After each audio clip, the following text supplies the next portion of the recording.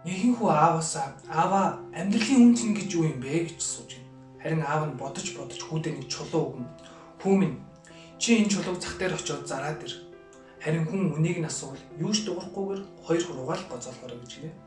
Хүү аавынхаа хэлснээр зах дээр очиод зогсож байтал нэгэн эмэгтэй хурж ирээд хүү минь чи наа чулуугаа зарах уу? Гэтэн цэцэрлэгтээ авч тавих гэсэн гэтэл хүү юу ч дуурахгүйгээр хоёр хуруугаал гоцоолгож гинэ.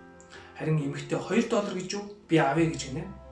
Хүү аавраа буцаж чинь аваа зах дээр энийг эмэгтэй $2 авъя гинэ гэтэл аав нь за тэгвэл би чамайг дараагийн газар болох музей рүү явуулъя. Чи урдын адил хоёр хуруугаал гоцоолгороо гэж гинэ. Хүү аавынхаа хэлснээр музей дээр очиж зогсож байтал музейн эзэн хурж ирээд хүү минь чи наа чулуугаа зарах уу гэж асуудал хүү юу ч дуурахгүй хоёр хуруугаал гоцоолгож гинэ. Музейн эзэн гайхаж $200 гэж юу? Би авъя гэж гинэ. Хүү бас гайхан аавраа гүйчиж аваа музейн эзэн үүнийг $200 авъя гинэ гэтэл аав нь за тэгвэл би чамайг одоо хамгийн сүүлийн газар болох үнэт эдлийн газар руу явуулъя. Чи урдын адил хоёр хуруугаал гоцоолгороо гэж байна. Хүү үнэт эдлийн газар очиж зогсож байтал үнэт эдлийн эзэн хүү минь чи наа чулуугаа хаанаас олов вэ? Наа чи энэ дэлхийн хамгийн үнэтэй чулуунуудын нэг байна. Чи наа чулуугаа зарах уу гэтэл хүү гайхан юу ч дуурахгүй хоёр хуруугаал гоцоолгож байна. Харин үнэт эдлийн эзэн бас гайхан $200,000 гэж юу? Би авъя гэж гинэ.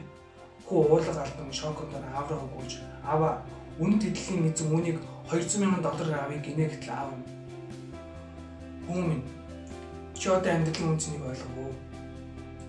Чи хаан төрсөн ямар усаа гаралтай баян ядуу ямар айл төрсөн ч хамаагүй. Хамгийн гол нь чи өөрийгөө ямар хүмүүсээр хүрээлүүлж чи ямар хүмүүстэй нөхөрлөж чи өөрийгөө яаж авч явах нь л чухал.